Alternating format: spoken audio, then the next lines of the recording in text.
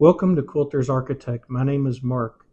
In today's video, I'm continuing my work on the My 9 Lives sampler quilt. In the last video, I did the first block of 9, and that one was called Pine Trees. I also shared a near-death experience. Today, I'm moving on to the second block, and this block is called Sailboat. Let me show you what this block looks like on the screen here, and I have it on the tablet so I can just talk about it briefly to you about what's in the block. So this block has 4 HSTs, and it has a rectangle strip across the middle that represents like the bow of the boat, and that has a flip and stitch on one side. The rest of the pieces in this block are just rectangles. It's a fairly straightforward block. If you've done HSTs before, if you're just getting into quilting, at least if you've done HSTs, this shouldn't be anything new. This is going to use from the quilt pattern that I had shared previously, and there's a link to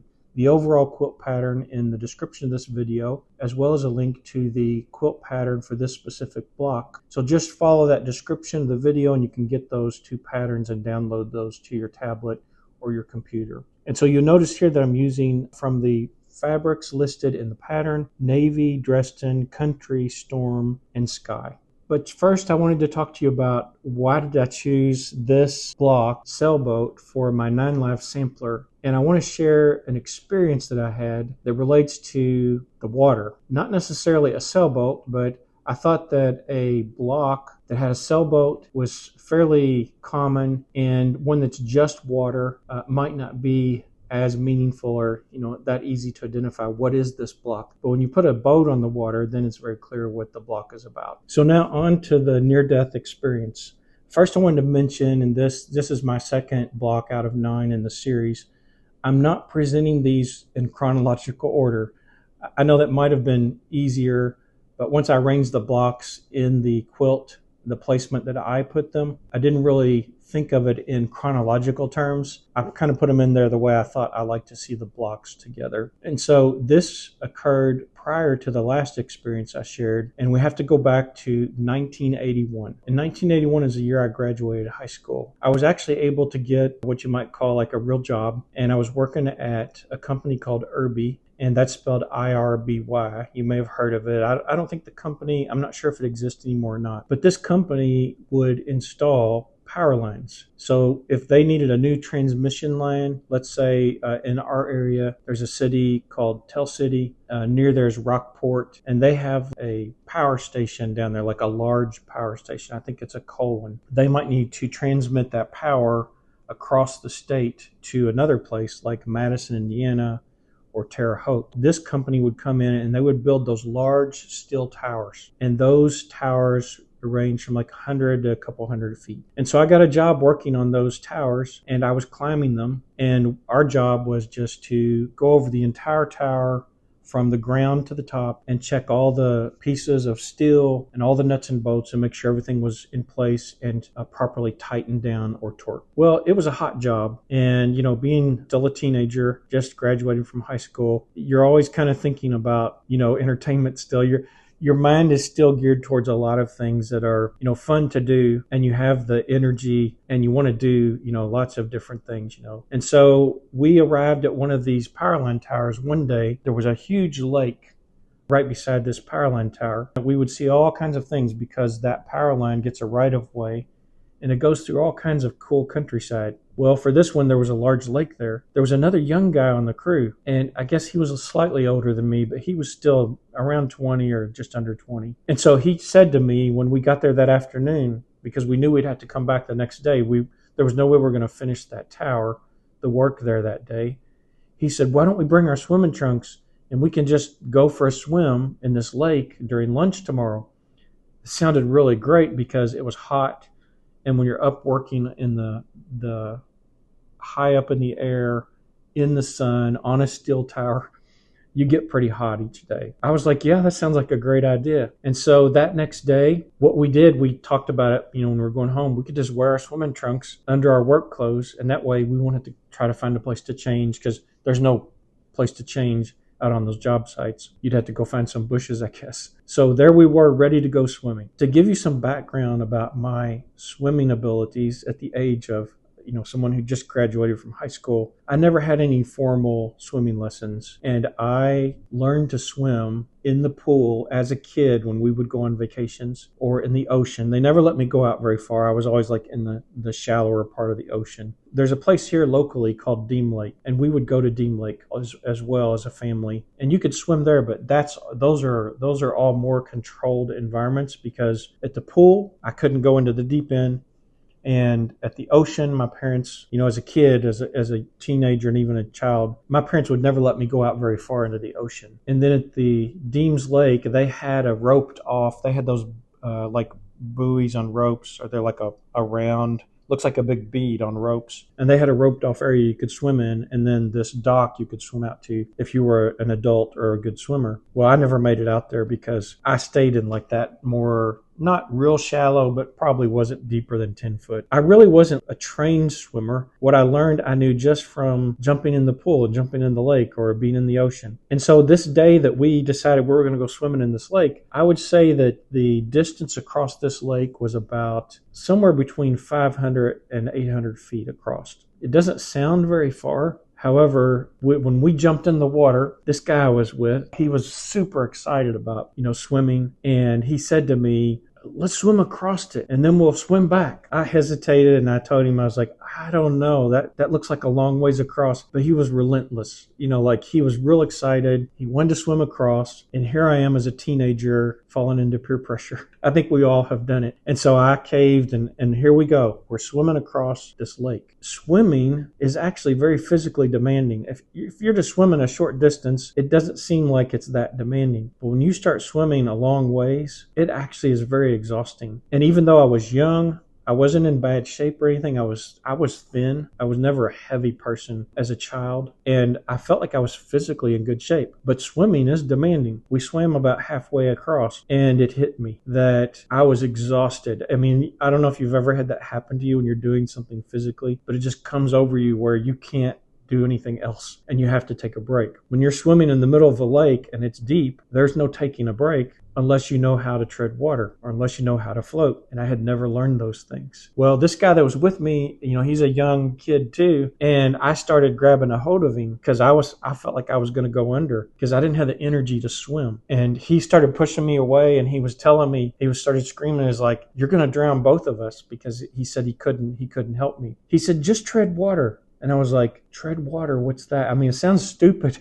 I know now it sounds stupid looking back on it, but I didn't have a clue like what he meant. And I was like, you mean like a dog? And he said, yeah, that's all you got to do. And so I started trying to do that. And then he said, you could also float. Well, I had never learned to float. And when I did learn to float later on in life and in the water, I can tell you that for me, I don't know about other people's experience, you have to learn to relax. If you're really going to float, when you truly relax and you breathe, normally, it's easy to float in the water. But if you're panicking, it's really hard to learn to float on the spot. And I had not learned that. And that's sad. No one ever taught me to float. No one ever really taught me to tread water.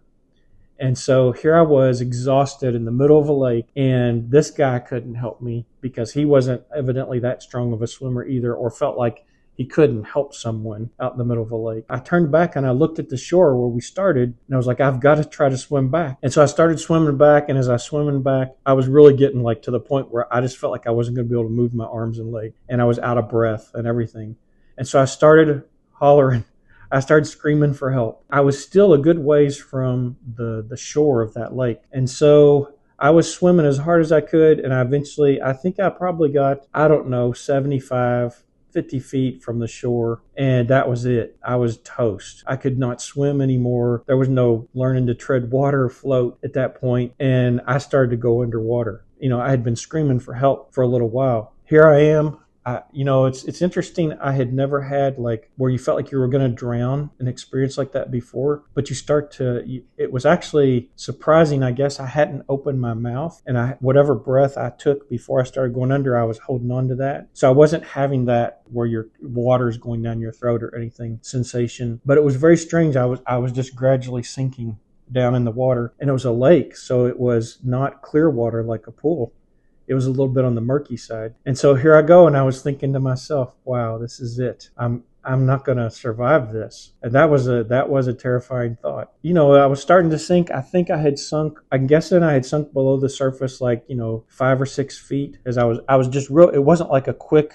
I was just gradually starting to go down, and somebody grabbed my head. So this guy, we called him preacher on our work crew because he was always quoting Bible scriptures, and he had a strong faith, and he was always sharing scriptures. And so we all called him preacher, and he had heard me screaming for help. And the power line tower was probably, I'm going to say the power line tower was 50 or 75 feet from that shore of that water. And he ran from the truck area. They were eating their lunch, and he ran out into the water and then dove, and he reached where I was at, and he was able to actually, I don't know if he saw disturbance in the water or how it was he saw me, but he saw in the area I was at, and he reached down there and he grabbed my head. So that guy grabbed a hold of my head, and there he went swimming backwards. And he had a hold. I had hair then, so I wasn't balding obviously as a teenager. And he grabbed a hold of my hair and he pulled me into the shore by the head. And so he saved my life. It's interesting to think about if you ever go through an experience like that. Like I was thinking, wow, imagine Sherry, we were engaged already. And imagine, I think this was the summer before the summer we got married, but we were engaged. And I was like, wow, imagine getting the call that, your fiance drowned today. That would have been a tough call, right? And then my mom too, she could have got that same call. And it's really tough to think about how easily you can lose your life. And I think there's some lessons I learned from it. So one thing is when you're young, I can't label all young people as being this way, but many young people I've known, including myself, I think have been this way, is that you think you're invincible. You don't think anything can take you. You think you never see yourself dying or something tragic happening to you. You kind of have that false confidence that you're gonna survive anything. So I think that's a fallacy, and it probably costs a lot of young people their life because they don't listen to their gut feeling. And back to what I told you earlier, when that guy said, "Let's swim across," my gut feeling was that is not a good idea. But I didn't listen to my gut, and I really should have listened to what I was thinking. And then the other thing is peer pressure, right? I think everybody struggles with peer pressure. Someone's trying to get you to do something, and even though you probably wouldn't do it if they weren't there goading you on to do it, sometimes you cave in and you do it. And this was definitely a case of peer pressure caused me, to go out there and do that. So that's a lesson I learned from that experience. I nearly died that day because if that guy had not ran from that truck where he was eating his lunch and pulled me out of that water by the head, no one else would have found me because I was gradually sinking, right? If he hadn't acted when he did, I probably would have been too deep to find. Even if someone jumped in there and they moved their hand around, I'd have been so down below the water that no one would have found me. So ever since that time, I have a totally different view of water. I like swimming and I like being around the ocean and I enjoy swimming pools, but a person has to remember their limitations and be careful and make sure someone's there who can help and don't go beyond your limits. If you don't think something's safe, you shouldn't do it because that's when you get into trouble, right? So that's my near-death experience I'm sharing with this block. I hope none of you have had a similar experience, but if you have and you're comfortable sharing it in the comments, it's something that sometimes it helps other people to hear the things that someone else did and almost, a mistake that almost cost them their life because they can, warn other people. It seems like it should be obvious to everyone, you shouldn't do that. But, sometimes we're not thinking right or, inexperience or peer pressure. We don't listen to our gut. All those things cause us to do something that we shouldn't do. For our sailboat block, let's take a look at the piecing to avoid boring you with the cutting and the ironing of the fabric as I'm cutting it. I went ahead and did that off screen. I have all the piecing here. You can see that I have 2 rectangles for the upper part of the sky around the sails of the boat. And then I have 4 squares here that are for the 2 HSTs because as we know, when we sew those together, we'll get 2 HSTs each. And then I have this rectangle representing like the bottom of the boat.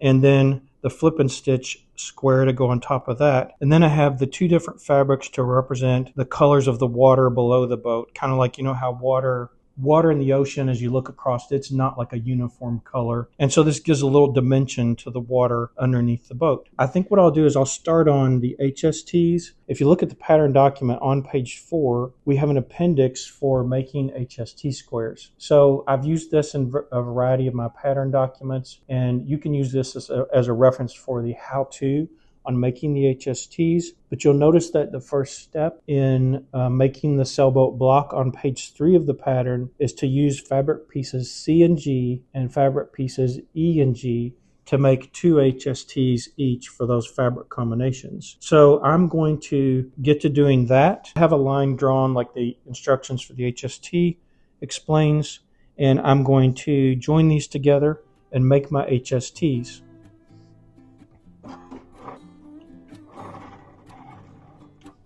So I joined the HST pieces together and I pressed out the seams, and now I'm just squaring them. And I did in the piecing sizes, I made them big enough that a person has some extra on each side to trim off, which is nice because that way we can line up our 45-degree line in our ruler and get a very nice square HST with the diagonal line coming to each corner properly.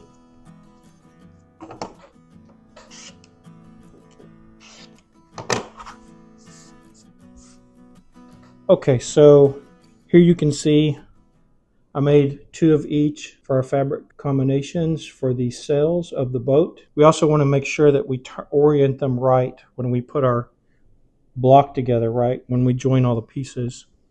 So just making sure that our sail is pointed in the right direction as we lay them with the other pieces in the quilt. The next thing I'm going to do is this flip and stitch with the bottom of the boat and this square of the light fabric, which corresponds to the sky or the background, right? Looking at our diagram, we can see kind of the right orientation for how to put that line when we're laying it on the rectangle, because we're wanting the bottom of the boat. I think, I'm trying to remember if that's the bow. I'm not a huge marine person, but I think the bow is in the front. And so we want that bow coming up from the water with the sky underneath of it. So we'll join that together and get this flip and stitch done.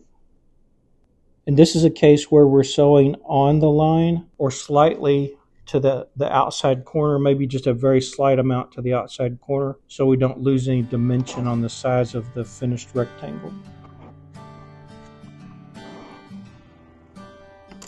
And for this, we're cutting the 1/4 inch beyond our seam, right, to give us our 1/4 inch seam allowance towards the outside corner.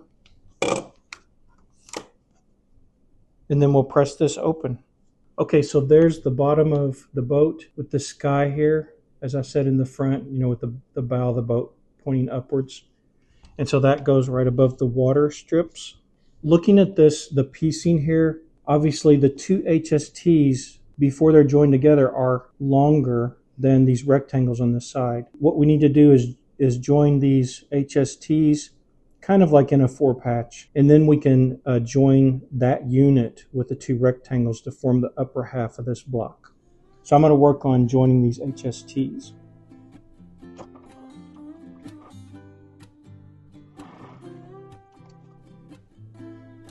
I joined the 2 sides of the sails together, and now I'm just going to join those together to form that inner part of the upper half of the block.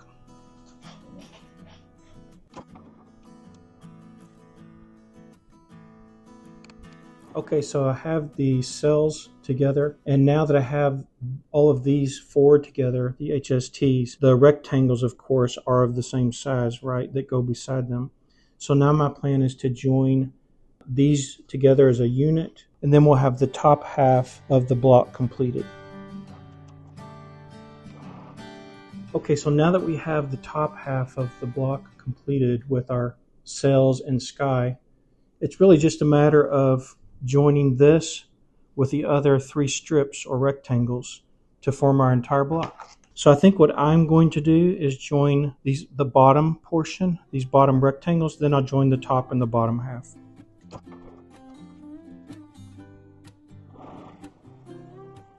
Okay, so I have both the top and bottom halves. It's kind of hard to hold that up. The top and bottom halves of the block joined together. I'm just going to join these now to complete our block.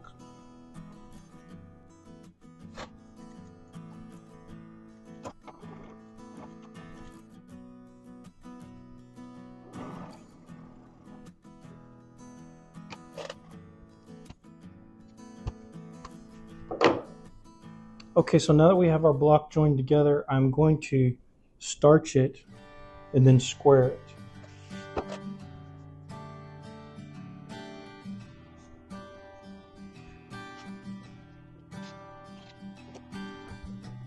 There is our finished sailboat block.